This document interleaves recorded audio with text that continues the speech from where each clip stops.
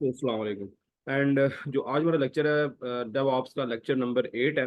और आज के लेक्चर के अंदर हमने एक और बहुत इंपॉर्टेंट चीज़ जो है ना वो कवर अप करनी है। कल हमारा जो लेक्चर था उसके अंदर हमने एक नोड जेएस ऐप को सक्सेसफुली डिप्लॉय किया था। ठीक है, सक्सेसफुली डिप्लॉय किया था। कुछ मसले आए थे, कुछ प्रॉब्लम्स आई थी, बट वो अगर आप पूरी वीडियो, क्योंकि आप वीडियो रिकॉर्डिंग मैंने सेंड की हुई है, तो आप अगर वो पूरी देखें तो आपको होगा कि हमने कंप्लीट काम कर लिया था और बड़े इजी, मतलब कुछ छोटे से प्रॉब्लम्स आ रही थी बट वो हमने फेस की है नोड जेएस को इंस्टॉल करते हुए, और वो बड़ा इजीली फिर हमने रिजॉल्व भी कर लिया। हमने पूरी ऐप को डिप्लॉय किया, 3000 कोड को अलाउ किया कैसे एडब्ल्यूएस के अंदर।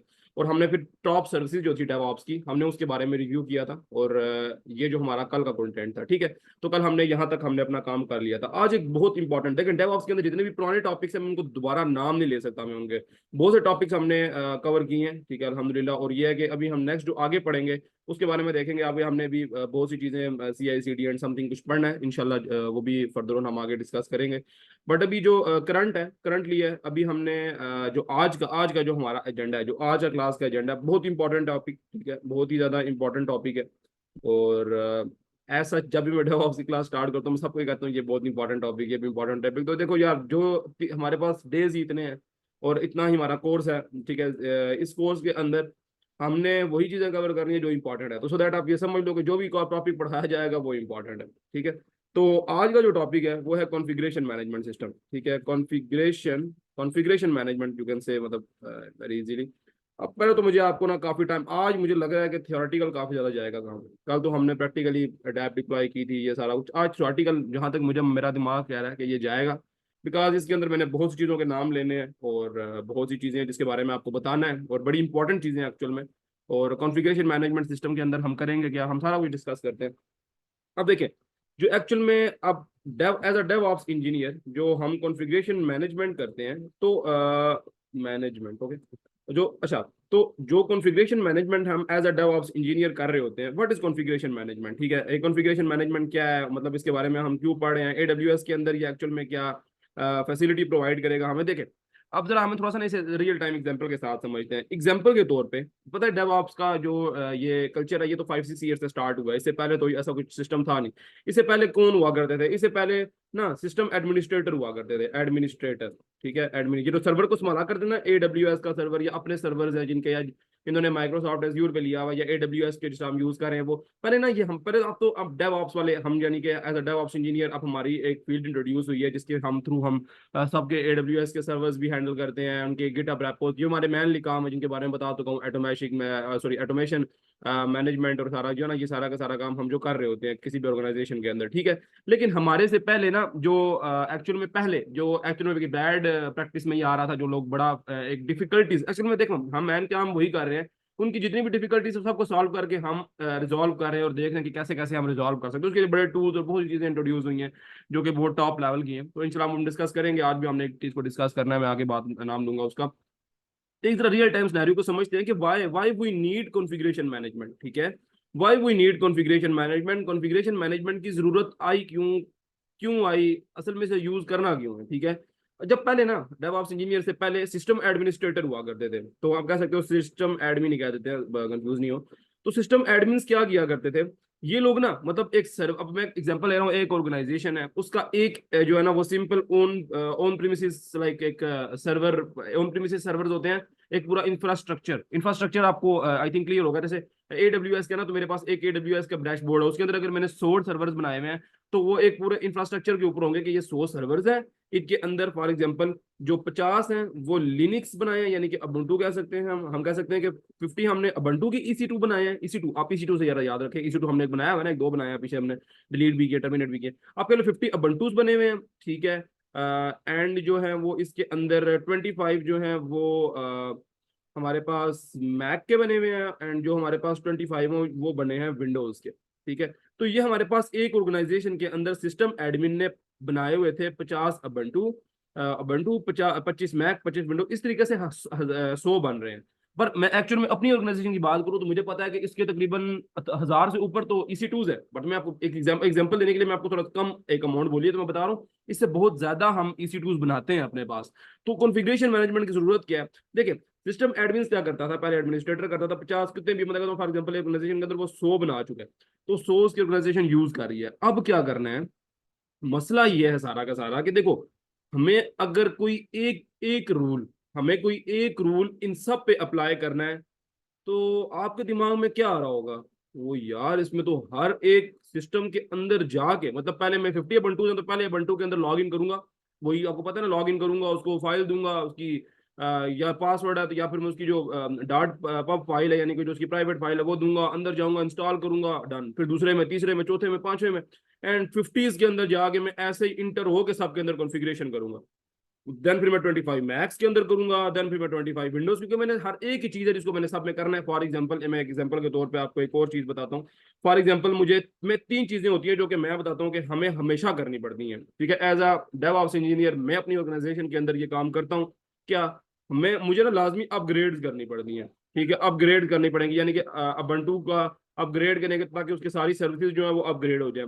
हमें जो है ना इसके सिक्योर पैचेस उनको भी अपडेट करना पड़ता है, तो भाई ये भी तो लाजमी करना पड़ता है, ठीक है। पैचेस तो हम कह देते हैं पैचेस। देन हमें जो है वो एक और काम जो कि है, हाँ, इंस्टॉलेशन, ठीक है। Installation, installation of Git, installation of any software which is use like widely. तो मैं एग्जांपल देता हूँ कि यार हमें ना एक, हमें पता लगा ubuntu का ना एक सिंपल अपडेट आई है, ठीक है। जो अपडेट करने के बाद हमें एक सर्विस मिल रही है, तो अपडेट तो लाजमी करना पड़ेगा। अब आप सोचें, सिस्टम सिस्टम एडमिनिस्ट्रेटर क्या करेगा? उसके पास 100 है यार, मैं 100 कम बता रहा हूँ, मैं बता रहा हूँ मेरी अपनी ऑर्गेनाइजेशन के अंदर 1000 है। तो वो सिस्टम एडमिनिस्ट्रेटर उस टाइम क्या क्या किया करता था, मैं आपको बताता हूँ। वो एक एक अबंटू, देखो 50 EC2 बने हुए हैं, मतलब 50 अबंटू की मशीन्स बनी हुई हैं। 25 मैक है तो 25 मैक की मशीन्स बनी है, 25 विंडोज तो 25 विंडोज की मशीन बनी है मेरे, फॉर एग्जाम्पल AWS के अंदर बनी हुई है। अब AWS के एक एक EC2 को मुझे ओपन करना पड़ेगा, यानी कि 50 के 50 ओबंटूज की मशीन को मुझे ओपन करना पड़ेगा पहले। वो मैं चाहे मोबैक्स टर्म से कर रहा हूँ, मैं चाहे उनके कनेक्शन से मैं उनके डायरेक्टली कर रहा हूँ, बट मुझे ओपन करके वहां जाके, फॉर एग्जांपल जो इनकी कमांड होती है ना इसकी अपग्रेड करने की, तो वो होती है sudo apt अपग्रेड, ठीक है। तो अपग्रेड, ठीक है, ऐसे करके sudo apt अपडेट हो रही है, apt अपडेट, ठीक है। तो sudo apt अपडेट, मतलब फॉर एग्जांपल मुझे ये कमांड हर एक एक अबंटू मशीन के अंदर, और विंडोज की अपनी होंगी और मैक की अपनी होंगी, बट मतलब मुझे 100 सिस्टम के अंदर लॉग इन करना पड़ेगा। फॉर एग्जांपल, चलो मैं कहता हूँ यार, सिस्टम एडमिन ने 4 बंदे हायर किए हुए हैं, ठीक है। इस चीज के लिए उसने 4 बंदे हायर किए हुए हैं। सो 4 डेवलपर्स जो है ना वो इसने क्या किए हुए हैं, हायर किए हुए हैं। पर वो भी अगर देखोगे ना, तो फिर भी एक डेवलपर के पास 20 मशीन आ रही हैं, अरे 20, 40, 60, 80 एंड 22, 3 समथिंग लाइक इस तरह, नहीं 25 आ रही है, हाँ, 5 5 5। तो 25 मशीन्स आप कह लो कि पर डेवलपर के पास आ रही हैं भाई, मतलब 25 मशीन्स को एक डेवलपर, यानी कि आप कह लो कि करेगा वो, उसके लिए तभी मुश्किल है भाई, टाइम कंज्यूमिंग है, 2 घंटे। चलो 2 घंटे के ज्यादा कह दूं मैं, घंटा 1.5 घंटा तो कहीं गया ही नहीं है। और मैं 100 की बात तो नहीं कर रहा, मैं हजारों की बात कर रहा हूँ। तो हमारी छोटी सी ऑर्गेनाइजेशन है जिसमें 1000 इस्तेमाल हो रहे हैं भाई। अब जाओ बड़ी पाशा, लाइक बहुत बड़ी इंडस्ट्रीज हैं माशाल्लाह, पाकिस्तान के अंदर भी हैं, तो उनके अंदर तो आप हजारों की तो बात ही ना करो ना, वहां पर तो लाइक आपको 10,000 20,000 लाइक इस तरह के इंस्टीट्यूट बने हुए होते हैं। और बिल्कुल ऐसा ही है कि वो हर मशीन से एक बंदा हैंडल तो नहीं कर रहा होता, पर डिफरेंट डिफरेंट डेवलपर्स को दिए थे। बट सबने क्या, जब एज एडमिन एडमिनिस्ट्रेटर मेरा तो दिमाग खराब हो जाएगा जब मैंने कुछ अपग्रेड करना है, कोई एक सिंपल कमांड रन करनी है, कोई मुझे सिक्योर पैचेस, यानी कि क्या चीज है इसमें आप कंफ्यूज ना हो, ये भी सिंपल अपडेशन की तरह हमारी सिक्योरिटी के लिए होता है। और इंस्टॉलेशन, इंस्टॉलेशन फॉर एग्जांपल हमने भी गिट को यूज किया है, तो गिट को इंस्टॉल करने के लिए sudo apt sudo apt install Git. तो ये वाली जो कमांड है सिंपल। अब मुझे अगर सिर्फ गिट को, इंस्टॉलेशन में गिट आ जाता है, इंस्टॉलेशन में और भी बहुत सी डिफरेंट चीजें आ जाती हैं, ठीक है। तो इंस्टॉलेशन में भी मैं मतलब डिफरेंट डिफरेंट सॉफ्टवेयर हैं जो कि हम जैसे हमने कहा नोड जेएस की है, क्योंकि ऐप को इंस्टॉल करने के लिए नोड। तो मतलब जैसे देखिए कुछ चीजें ऐसी होती हैं जो कि स्टैंडर्डली हम चाहते हैं कि इंस्टॉल हो जाए। जैसे मैं गिट की एग्जांपल दूंगा ना, तो ये आपको मैंने कितनी दफा यूज कराया एज अ डेवऑप्स इंजीनियर। हमें पता है यार कि जितनी मर्जी मशीन हो, 50 ubuntu, जो मशीन बने ना, बनते साथ ऑटोमेटिकली उसके अंदर गिट तो इंस्टॉल खुद ही हो जाए। अब अगर ये ऐसे खुद नहीं होता और मेरे 100 बिजनेस सिस्टम बने हुए हैं, तो मुझे एक एक सिस्टम के अंदर जाके उसका ये वाली कमांड रन करनी पड़ेगी, ताकि क्या हो कि उसके अंदर गिट इंस्टॉल हो जाए। तो ये कितनी बड़ी प्रॉब्लम है, एक्चुअली ह्यूज प्रॉब्लम है, तो बहुत बड़ी प्रॉब्लम है ये। मैं इस चीज को समझता हूँ कि मैं इतना लाइक कह सकते हैं ना, मैनुअली काम, देखो मैन चीज। अच्छा अभी देखना, अब दोबारा कॉन्सेप्ट आ रहा ना, ऑटोमेशन। ऑटोमेशन का कॉन्सेप्ट आया, तो कॉन्फ़िगरेशन मैनेजमेंट यही कहता है भाई मेरे से ये इतने लंबे काम नहीं होते। मैं तेरी 50 ubuntu, 25 मैक, 25 विंडोज के अंदर एक एक में जाके नहीं कर सकता। मुझे तो कोई बड़ा ऑटोमेशन काम चाहिए कि मैं एक दफा करूं और वो इन सारी मशीन, चाहे वो 1000 हो चाहे वो लाख हो, उन सब मशीन्स पे अप्लाई हो जाए। एक गिट की कमांड रन करूं, एक दफा मैं बोल दूं, बस ऑर्डर दूं कि sudo apt इंस्टॉल गिट, और ये 50 ubuntu, 25 मैक और 25 विंडोज के अंदर ऑटोमेटिकली इन हो जाए। मुझे बार बार हर मशीन के अंदर जाके इंस्टॉल नहीं करने होता। आई होप आप लोगों को ये चीज अंडरस्टैंड हुई है कि कॉन्फ़िगरेशन मैनेजमेंट क्या चीज होती है। इंपॉर्टेंट टॉपिक है, इंशाल्लाह इसको हम कवर करेंगे, तो क्वांटली थोड़ा सा देखिएगा। हो सकता है इसके ऊपर 2 लेक्चर्स लगे, आज का लेक्चर और कल का लेक्चर भी हम इसके ऊपर लगा दें, तो कोई बात नहीं है, बट इसे अच्छे तरीके से कवर करना है। तो अभी आगे चलते हैं। मैं आपको ये चीज बता चुका हूँ कि सिस्टम एडमिनिस्ट्रेटर के मुताबिक ये काम हमने अभी सोचे में है। चलो यार, अभी कॉन्फ़िगरेशन मैनेजमेंट सिस्टम के अंदर, चलो हमें यार ये तो पता चल गया, ठीक है, कॉन्फ़िगरेशन मैनेजमेंट सिस्टम एग्जिस्ट हुआ क्योंकि हमें इस प्रॉब्लम को सॉल्व करना था। ठीक है, इसको सॉल्व करेंगे कैसे? इसके लिए ना हमें देखो, एक चीज तो हमें क्लियर है कि यार ऑटोमेशन होगी स्क्रिप्ट्स के थ्रू। स्क्रिप्ट्स होंगी, अगर तुम्हारे पास लिनक्स है तो फिर तो स्क्रिप्ट्स ही होंगी, ठीक है। और अगर हमारे पास विंडोज है, ठीक है, अगर हमारे पास जो है वो विंडोज है, तो फिर हमें क्या यूज करना पड़ता है? पावर शेल की जो है ना, शेल पावर शेल, यानी कि आप कह सकते हो पावर शेल की जो होती है, यहाँ अभी मैं दिखा देता हूँ। बरल अभी ज्यादातर हम ubuntu को यूज करेंगे और सर्वर ज्यादातर इसमें होते हैं, बट अगर विंडोज का कोई सर्वर बना है तो आपको पता ही है, पावर शेल तो आपने यूज किया ही होगा। ये होता है PowerShell, Windows PowerShell, ठीक है ना। तो आपको पता है ये भी सिंपल उसी की तरह होता है, कमांड शैंड इसके अंदर भी हम रन कर सकते हैं और ये सारा कुछ, बट इसको बंद करते हैं। तो आप यहाँ पर ये देखोगे कि शेल पावर शेल के अंदर मतलब लिनक्स जो है वो स्क्रिप्ट रन कर रहा है, और ये चलो विंडोज जो है वो ये कर लेता है, तो ठीक है, ये तो मतलब क्लियर। अभी हमें ना मतलब करना तो स्क्रिप्टिंग ही है भाई, स्क्रिप्ट रन करनी है हमें और उसके थ्रू ये काम अचीव होगा। तो यार ठीक है, अभी हम देखते हैं कि एक्चुअल में इस चीज के लिए, इस चीज को सॉल्व करने के लिए हमारे पास क्या चीजें एग्जिस्ट करती हैं, और क्या चीजें हैं जो मतलब इस टाइम पे आप कह सकते हो कि एग्जिस्टेबल हैं। मैं सारे सॉफ्टवेयर में हम यूज तो एक ही करेंगे, ठीक है, जाहिर सी बात है, हम एक ही चीज को यूज करेंगे। बट ये है कि मैं आपको नाम और ये सब कुछ ना सारी चीजों के बताऊंगा। अब फॉर एग्जाम्पल मैं यहाँ नीचे आता हूँ और मैं आपको देखें, अच्छा एक और चीज भी बताऊँ मैं आपको, तो मैं अपना थोड़ा सा आपको मैं चीजें ना कुछ तजुर्बे से आपको बता रहा हूँ कि जैसे मैंने जो चीजें फेस की हैं। फॉर एग्जांपल ना, कई मरतबा क्या होता है कि कोई क्लाउड की, जैसे फॉर एग्जांपल हमारे साथ हुआ था, तो एक दो मतलब हमारी क्लाउड की एक सिंपल हमारा इंफ्रास्ट्रक्चर था, इसके ऊपर 10x आप कह सकते हो कि लोड था, हमारे पास इतने सर्वर्स थे। तो ये आप जरा समझिएगा इस बात को। तो वो 10x थे, और जैसे ही मतलब हमने वो माइक्रो सर्विसेज वाला काम शुरू कर दिया, हमने कहा यार छोटे छोटे सर्विसेज में मतलब बड़े बड़े जो एक सर्वर थे उसके तीन तीन चार चार एप्स डिप्लॉय हुई थी, तो हमने कहा यार उन सबको माइक्रो सर्विसेज में ऐसे मतलब कन्वर्ट कर दो, और अलग अलग उसके सबके ना अबंटू के अलग अलग विजुअलाइजेशन कर दो, तो वो 10x से 1000, मतलब दाम पर 10 थे, वहां 1000 मशीन बन गई।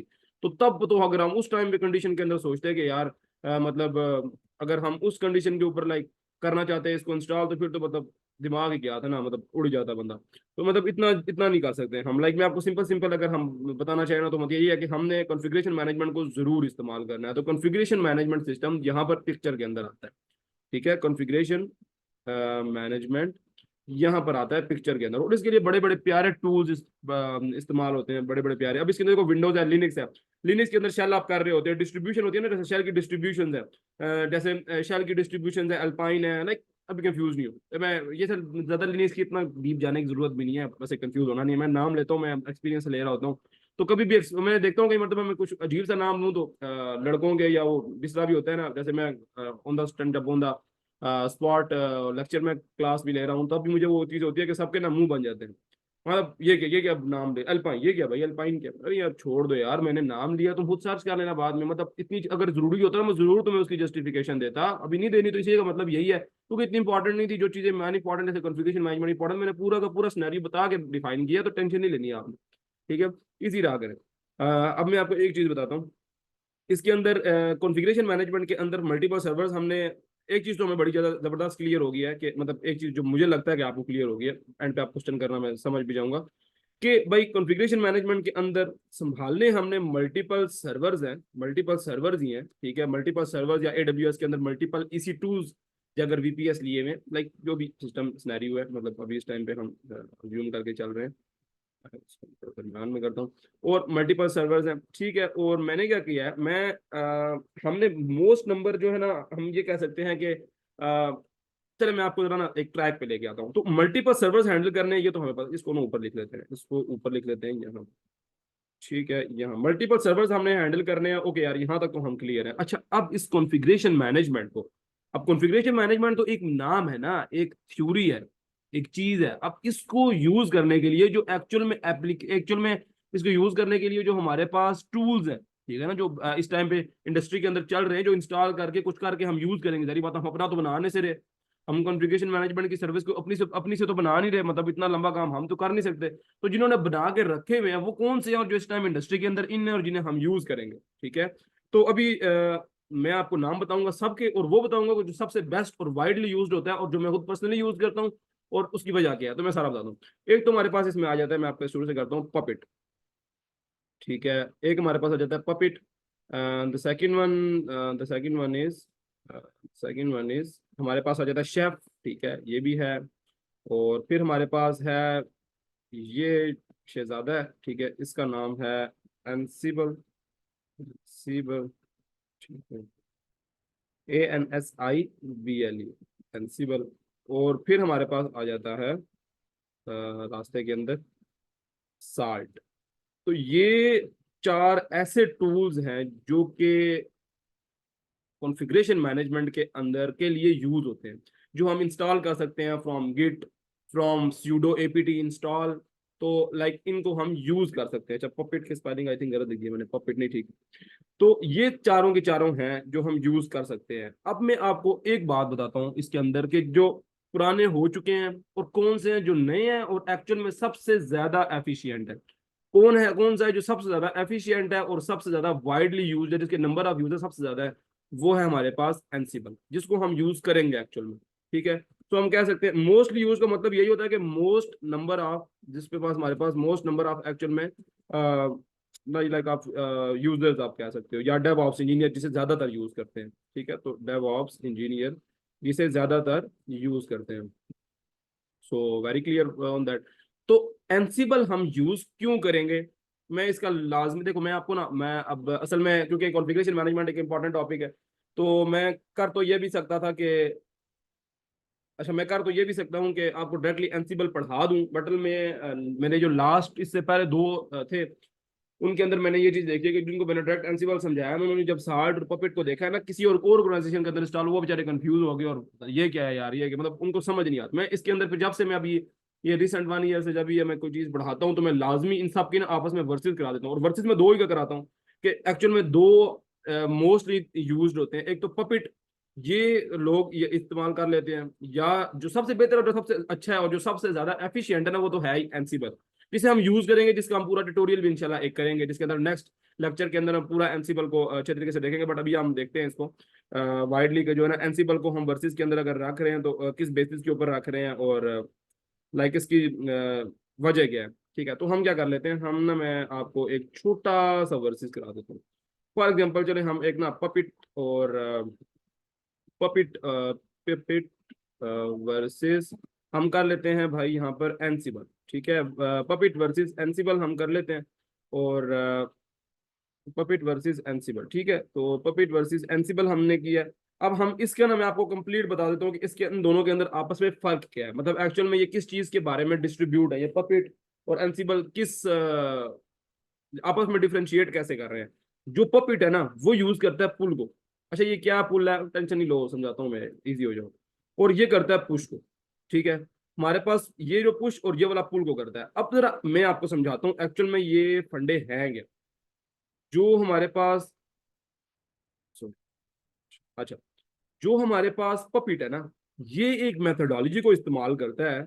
अभी आपको ये पुल पुश का मतलब होता है कि एक लैपटॉप के अंदर ना एक हम रखते हैं, और उसी फाइल को अपडेट करते हैं, और वो सब के सब में इजी, और अच्छे तरीके से समझाता हूँ, सब्र करो। इसमें ना जो पपिट होता है, उसमें ना अभी ये एक बड़ा इंपॉर्टेंट बीच में कॉन्सेप्ट आ रहा था, इस तरह से समझिएगा। जो पपिट था ना, मैं खुद क्योंकि पर्सनली तौर पे इसे यूज किया हुआ एक टाइम में, तो मुझे पता है यार उसने हालांकि मुझे उस टाइम पे तो कोई उसका अल्टरनेटिव नहीं था, तो मैं यूज करना पड़ा था। लेकिन जब से एनसिबल आया, मैंने तो किसी और चीज को देखा भी नहीं, क्योंकि यार वेरी वेरी लाइक एफिशिएंट चीज है ये। पर एक ये क्या था, ये था, इसके अंदर सिस्टम स्टार्ट होता था मास्टर। ठीक है, मास्टर स्लेव, ये एक कॉन्सेप्ट था जो कि पपिट इस्तेमाल करता था। पपिट क्या कहता है यार, कि मास्टर स्लेव सिस्टम है भाई हमारे पास, हम यूज करेंगे मास्टर स्लेव। उसने कहा यार मास्टर स्लेव क्या चीज है, मतलब ये किस बला का नाम है? अच्छा एक मिनट, मुझे देखना था यहाँ पर पेंट वाला यूज हो जाता है, लाइक जिस तरह मैं करना चाह रहा था, मैं सोच रहा था उस दिन करने का। अच्छा ये हो जाता है, just a second. So puppet का मैं ना आपको थोड़ा सा क्लियर करता हूँ, जस्ट अ सेकंड, मैं इसको रेज कर लूँ। ठीक है, रेज समय मेरे पास ये टच में है, दैट्स वाई। अच्छा, तो मैं आपको समझाता हूँ पहले तो पपिट के बारे में। देखिए, मैं यहाँ पर हम डिफरेंशिएट कर रहे थे, मैं पपिट का कर रहा था। तो पपिट जो है, अभी राइटिंग जो है ना उसके ऊपर ध्यान ना दीजिएगा, वो मैं क्योंकि फिंगर से इसको कर रहा हूँ, तो ऑब्वियसली ये बुरा होगा। असल में इसमें मेरे पास वो एक पेंसिल होती थी, उससे मैं कर लेता था बड़ा।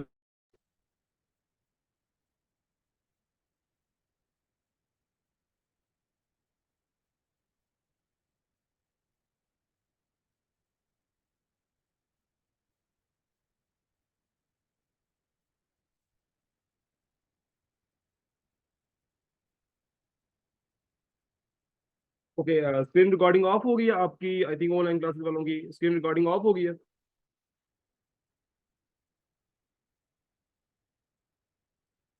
स्क्रीन रिकॉर्डिंग के अंदर कौन थे? मरियम भी थी ना, एक एक स्टूडेंट है। आपकी स्क्रीन रिकॉर्डिंग ऑफ है ना? आंसर कीजिएगा आप, आवाज नहीं आ रही है आपकी। जी सर, नहीं स्क्रीन शॉट। सही। जी ऑफ है, ऑफ है। ये कि आपको लास्ट जो मैंने समझा रहा था, कहाँ से ये ऑफ हुई है और कहाँ से आवाज कट हुई है, मुझे काइंडली बता सकते हैं आप? क्योंकि फिजिकल वालों का तो इशू नहीं है, बट ये आपका तो आपने होगा। पपेट वर्सेस अनसिबल वाला जो आपने मास्टर एंड स्लेव वाला बताया, उसके बाद स्क्रीन ऑफ है। Okay okay okay.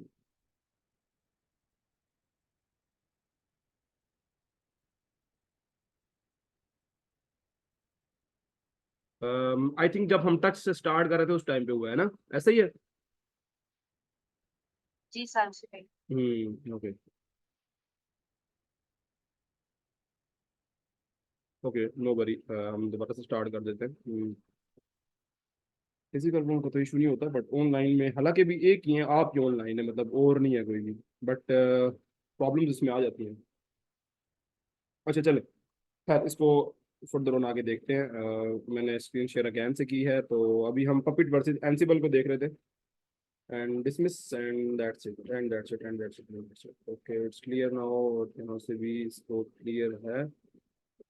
ठीक है, ये क्लियर है और रिकॉर्डिंग भी ऑन प्रोग्रेस है। ठीक है, तो स्टार्ट करते हैं अगेन से। थोड़ा सा प्रॉब्लम आ गई थी। अच्छा,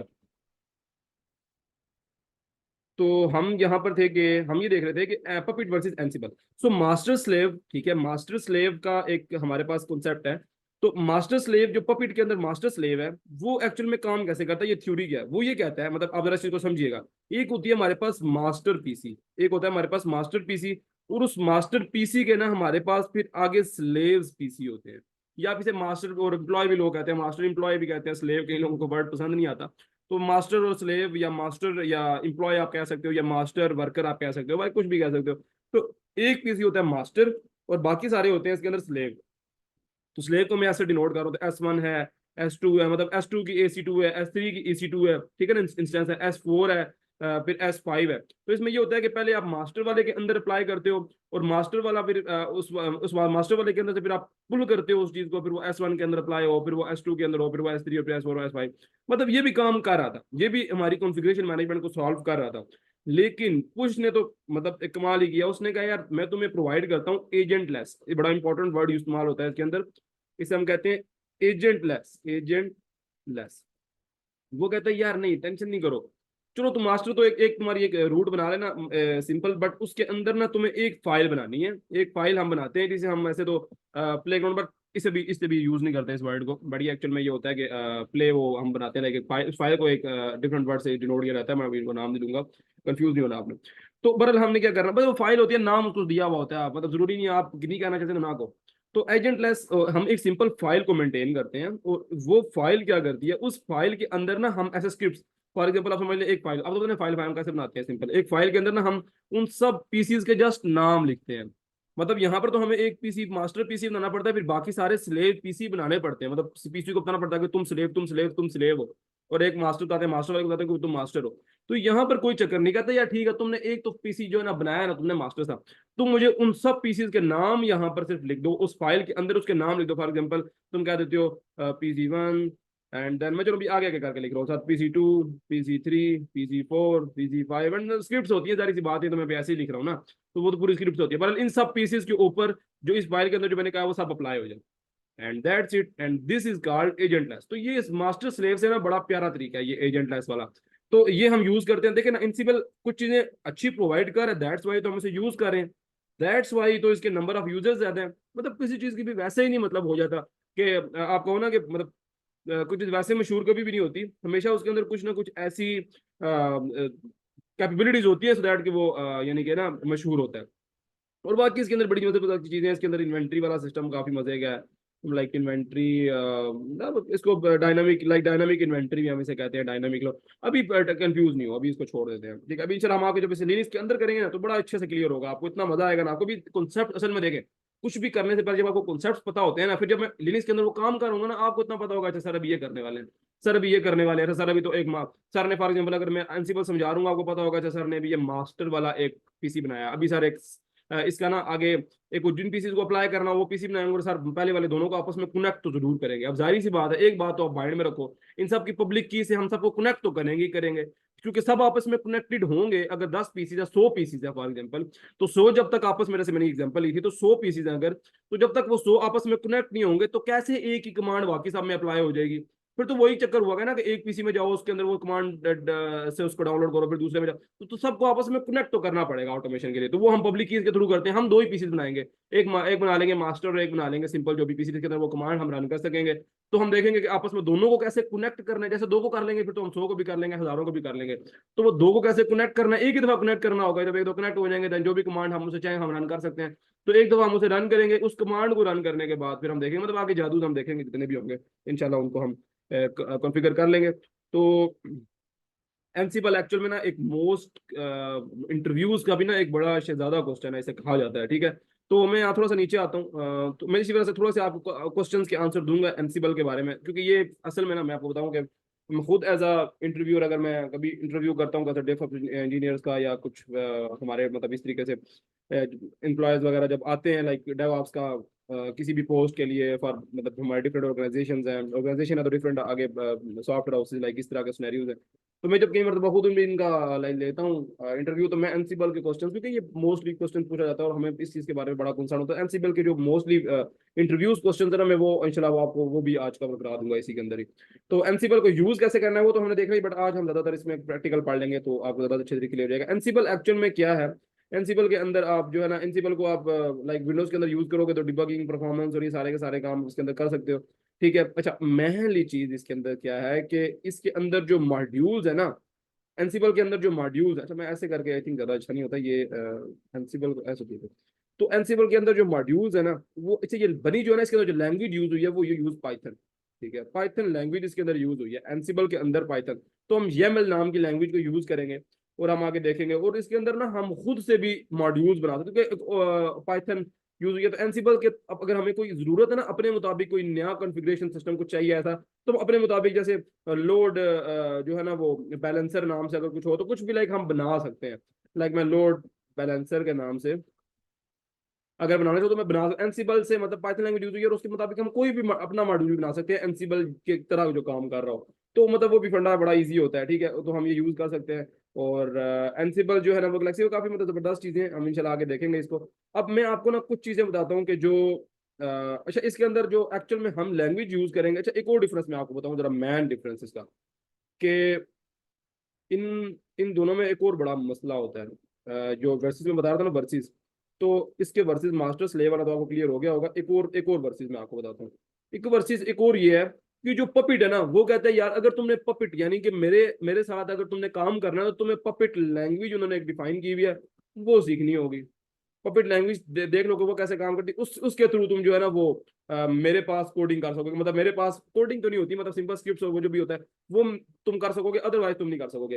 एनसिबल कहता है यार क्यों टेंशन कर रहे हो, तुमने पाइथन तो आती होगी ना, वाइडली यूज्ड है, ठीक है। तो पाइथन और ये सब कुछ काम तो तुम करती होगे, तुम वही लैंग्वेज यूज करो, टेंशन नहीं है, ठीक है। तो वो तुम्हें इतनी जबरदस्त प्रोवाइड, वो कहता है कोई नई लैंग्वेज यूज ना करो, वही लैंग्वेज जो तुम आमतौर पर और भी डिफरेंट सिनेरियोज के लिए यूज कर रहे होगे वो यूज करो। तो वो पाइथन को यूज करता है, मतलब इसके अंदर जो एक्चुअल पाइथन के अंदर भी एक जेएमएल है जो मशीन लर्निंग के लिए पाइथन में यूज होता है। तो फिर वो हम मतलब उसको देखेंगे आगे, मशीन लर्निंग आई थिंक किसी और काम मैं थोड़ा सा माइंड से निकला हुआ है। बट ये YAML को हम यूज करेंगे इंशाल्लाह, तो ये बड़ा इजी फंडा हो जाता है, क्योंकि YAML को हम और डिफरेंट बड़ी चीजों को, क्यूबरनेटीज जो हम आगे पढ़ेंगे उसके अंदर भी YAML यूज हो रही होगी।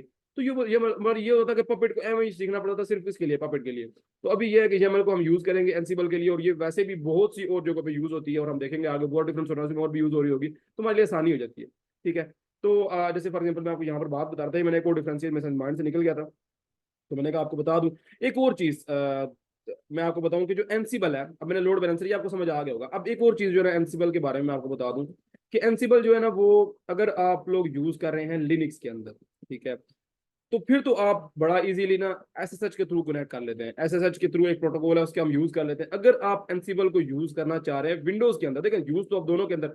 एक और चीज मैं आपको बताऊं कि एनसीबल जो है YAML तो चलो हम समझ आ गए, एनसीबल दोनों के अंदर, लिनक्स के अंदर भी काम करता है प्लस विंडोज के अंदर भी काम।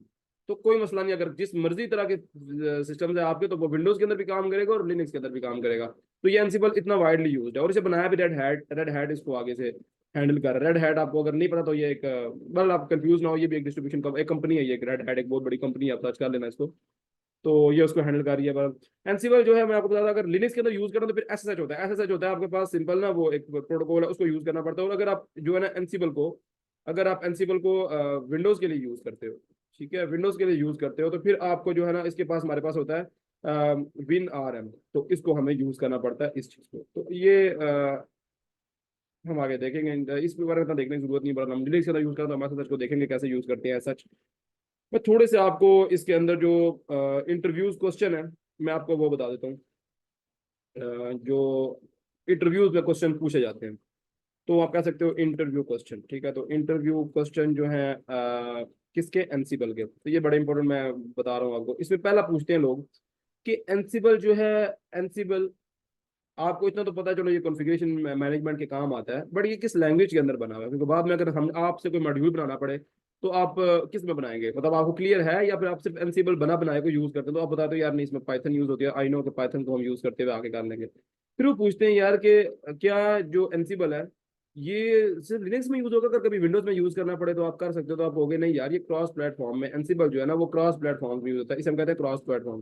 क्रॉस प्लेटफॉर्म्स का मतलब होता है कि ये जो है वो विंडोज के अंदर, लिनक्स के अंदर भी चलेगा, और प्लस ये हमारे पास विंडोज के अंदर भी चलेगा। तो हम कहते हैं यार फंडा बड़ा इजी है, दोनों के अंदर चलेगा, कोई टेंशन वाली बात ही नहीं है। अब फिर तीसरी चीज वो पूछता है कि यार क्या पपिट जो अगर वर्सेस वर्सेस, ये पूछते हैं कि यार अगर आप पपिट वर्सेस जो है ना एनसीबल करना चाहो तो आप कैसे करोगे। तो उसके लिए आप पूरी थ्योरी जो मैंने आपको शुरू में बताई है ना ये वाली, या बता दो कि ये जो है ना आपके पास मास्टर स्लेव को यूज करता है, और ये वाला जो है सिंपल हमारे पास एजेंट लेस है, और बाकी ये पपिट लैंग्वेज के लिए यूज करनी पड़ती है, इसमें YAML हम यूज कर सकते हैं, इसमें जो है ना ये पुल का मेथड यूज होता है, और इसमें पुश का मेथड यूज होता है। एंड मतलब ये चीजें आप बता सकते हो, और ये है कि आपके अच्छी भी वो उसका भी ये वाला क्वेश्चन भी निकल जाएगा, ठीक है। एक तो ये क्वेश्चन हो गया, और बाकी फिर पुश पुल वाला YAML यूज करते हैं। दैट्स मतलब ये कुछ मेन क्वेश्चन थे। और इसे हम पब्लिकली अगर हम ये देखेंगे AWS के अंदर हम इसे कैसे यूज करेंगे, तो AWS के अंदर हम इसे पब्लिकली, जारी बात है, पहले तो मैन जरूरी है कि पब्लिक होना चाहिए सर्वर, तो तभी हम एनसीबल को यूज कर सकते हैं, ठीक है। तो वो तो पब्लिक AWS के अंदर हम कोई भी बनाए तो पब्लिक ही होता है, उसको एसएसएच के थ्रू हम कनेक्ट करते हैं, और फिर हम उसके बाद एनसीबल को यूज करते हैं। तो ये बड़ा फंडे थे, इजी इजी फंडे थे। तो आई होप आपको एनसीबल तो अच्छे तरीके से क्लियर होगा, और अगर नहीं हुआ तो उसको वीडियो रिकॉर्डिंग शेयर होगी, आप दोबारा से देखो इसको, दोबारा से देखो, बार बार देखा करो, तभी तो वीडियोस अपलोड की जाती हैं, ताकि आप श्योर रहो, प्रिटी श्योर रहो कि कोई चीज़ आपसे मिस ना हो, ठीक है। तो इसे हर बनाते कैसे हैं, ये यूज़ कैसे होता है, मतलब ये डिफरेंट डिफरेंट फंडेज है। मैं जरा 2 मिनट के लिए AWS के मैन कंसोल के अंदर आता हूँ। तो मैं जरा AWS का जो हमारे पास कंसोल है, मैं इसके अंदर आ जाता हूँ AWS का, इसी के पास आ जाते हैं, फिर वापस कंसोल में आ जाएंगे। तो अभी हम करेंगे क्या, और हमें क्या कॉन्फ़िगरेशंस चाहिए होंगी, जरा माइंड में रखिएगा। हमें जो चीज़ें जो प्री डिपोजिट्स हैं वो हम देख लेते हैं, फिर बाकी हम एनसीबल को इंशाल्लाह कल जो स्क्रिप्टिंग होगी वो हम कल करेंगे इंशाल्लाह, आज नहीं करेंगे। जो कोडिंग शोडिंग और ये प्रैक्टिकल वाला काम है ये इंशाल्लाह हम कल करेंगे। मैं थोड़ा सा स्टार्ट करके आपको दिखा देता हूँ, root user and then sign in.